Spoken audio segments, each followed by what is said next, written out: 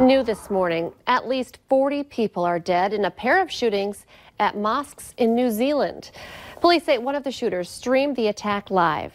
4 suspects are now in custody, and officials believe one of them left a 70-page manifesto ranting about what he calls white genocide driven by a crisis of mass immigration. Hi again, and good morning, everyone. Thanks for waking up with the Valley today. I'm Lisa Bedeau. We're just getting started with our nonstop news and weather to the top of the hour to help you plan your day. And they're in the starting blocks and ready to roll. Dozens of semi-drivers are lined up at Fargo truck stops, just waiting for the highways to reopen. They're like a lot of us who are eager to get moving again on interstates out of Fargo.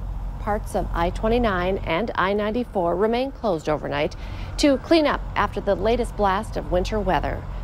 The North Dakota DOT brought in extra equipment to remove stuck vehicles and push snow out of the way. Abandoned vehicles had to be towed to the nearest interchange before snowplows could move through. Crews reported heavy snow drifts at structures and sheltered areas, and even snowplows couldn't get through some spots. So here's where we're at this morning. I-94 is closed from Fargo to Bismarck. I-29 is closed from Fargo to the Canadian border. Highway 2 is also closed from Grand Forks to Devil's Lake, and there are a number of other highways and roads in south central and eastern North Dakota that are blocked. So no travel is advised. There's no word on how much longer it will be before roads reopen. Northwest Minnesota has the same problem with road cleanup, and many highways are blocked. That includes Highway 75 just outside of Moorhead and north toward the Canadian border, as well as Highway 2 near Crookston to the North Dakota line. And again, Minnesota officials are also advising no travel until the roads are clear.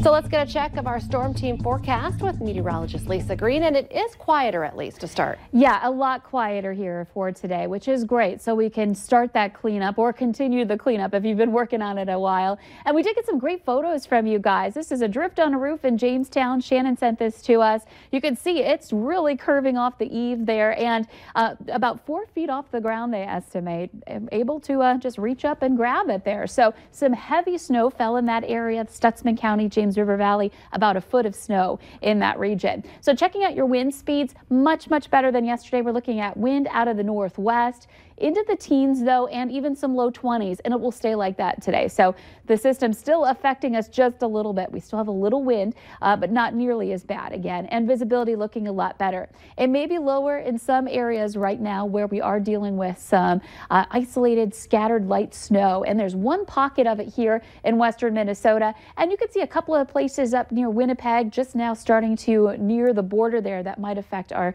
border viewers along in Minnesota, especially around Roseau. But we want to focus on the area where it's a little bit heavier. This is some stronger return showing up here. We're looking at the Fertile area down toward Ada, especially in Norman County, moving to the southeast. So that's going to limit your visibility for a time as it's moving through here this morning. Most areas doing just fine and quiet, but just a warning that you might run into that today. So temperatures are into the teens to some 20s, so below freezing, and so icy out there where we've had all that melting, and a spotty snow shower or two this morning. Heading into the noon hour, partly to mostly cloudy skies, temperatures into the upper 20s, and we kind of just stay there today. Highs right around 30 today, so below freezing.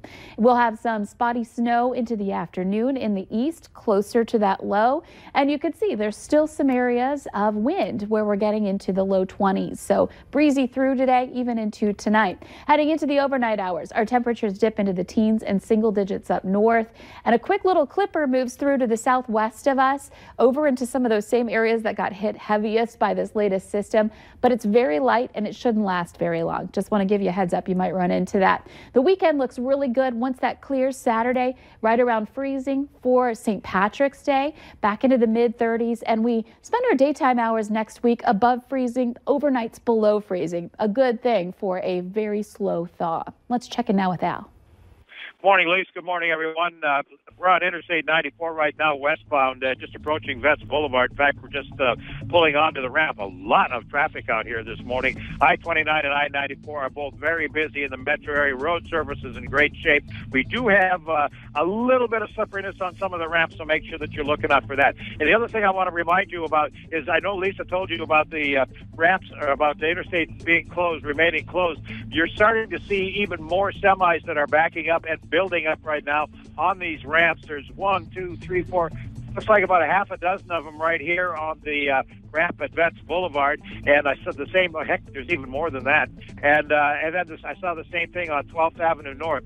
So as you're getting off the interstates where you need to here in these areas where the interstates are closed, make sure you're looking up for all of these semis, and there's a ton of them out here. Otherwise, getting around the FM Metro area is pretty good. Some of the streets are on the slippery side. Make sure you're driving carefully. Al Ahmed Valley Today traffic. It's now 5 minutes before 7. Big puddles are forming around the valley as temperatures warm up because of so much water. The city of Fargo is redirecting some of its snowplow drivers to drain cleaning duty. Some drains are frozen over and others are simply covered with snow. Fargo Public Works says city crews are getting to them as quickly as they can. Drivers should keep in mind that high water is also covering potholes that are starting to form, so you need to be aware. And slow down a little bit when you go through the water so you don't hit a pothole going too fast. It's going to be another day of headaches for some people in the valley with air travel plans as well. 2 early morning flights out of Fargo were canceled and 2 are delayed. 2 morning flights out of Grand Forks are also delayed. A building in West Fargo is taking a beating from heavy snow and high winds, and there's concern about its stability. Snow buildup caused part of the roof of the R.J. Corman building to cave in on Sunday, and then yesterday, that high wind just made matters worse, causing further damage to the roof. Fire Chief Dan Fuller says there were several people inside at the time, but everyone got out safely before fire crews arrived. There's concern that portions of the roof will continue to rip off and even land on nearby businesses and Main Avenue. Bison fans are planning a big day this Sunday. A watch party is now planned to help celebrate the men's basketball team making it to the big dance. NDSU is hosting an NCAA tournament selection show party inside the Shields Center. The event is free and open to the public. You can meet the men's basketball team players, take pictures with them, maybe even take a picture with that Summit League Championship trophy. You can also get autographs and hear from Coach Richmond. The doors open at 4 p.m. The matchup for the 68-team field will be announced starting at 5 p.m. The Bison are making their 4th NCAA tournament appearance overall and their 3rd trip to the big dance in the past 6 seasons. This weekend is going to be a busy one with, of course, St. Paddy's Day on Sunday and the Beer and Bacon Festival happening at the Fargo Dome tomorrow. The Valley Today's Abby Furchner joins us live from the Fargo Dome with a preview. Good morning, Abby. Good morning, Lisa. You're going to want to come out here at 6 o'clock tomorrow at the Fargo Dome because Bernie's Beer and Bacon Festival is going to be getting underway, from the bacon eating contest to the mechanical pig to, of course, the delicious food and brews. And I'm here with Maria Rodriguez with Maria's Mexican Home Style Mexican Food, and you just topped it off. I mean, we have beer and we have bacon, which is a good combination, and now we have mac and cheese to go with it. So that's what you're going to be sampling tomorrow. Yes, bacon jalapeno mac and cheese is what we've made. And I think it's kind of a funny story how you came up with this idea. Do you mind sharing? Nope. We were doing one of our lunch services and we had actually made macaroni salad, and there was a couple of guys in the line that said, oh my gosh, it'd be so great if she just makes some jalapeno mac and cheese. Took that idea home, kind of played around until I came up with a good recipe, and we thought we got to do this for this festival and just added a lot of good bacon to it. So. I feel like they're going to be out here tomorrow for sure, testing it out. But also too, I love how it's homemade. You were telling us in the break that this is from scratch. Yeah. Everything that I've done, the way that I decided to cook the pasta to my cheese sauce is all mine. So then we just, from scratch. And I know you guys might think I'm kidding sometimes when I do these taste tests and then I'm faking it. I'm not. We've all had it. And as you can see, they're empty dishes. So you're going to want to come out here once again from 6 to 9 for the Beer and Bacon Festival. And we'll have a way you can get tickets on valleynewslive.com. Sounds great. Looks delicious. Lucky girl today. Thank you, Abby. Let's get our answer now to our question of the morning on Facebook. Today's question: what do you argue about with your kids the most? Well, 19% of parents said this is it. The answer: brushing their teeth. and they try to fake it. I smell my children's breath just to make sure they actually brush their teeth. All right, a quick check of your weather this morning. Yeah, today looking much better. Just watch out for a little breeze. There's some areas of light snow sticking around, but overall a much better day for cleanup. The weekend looks good too.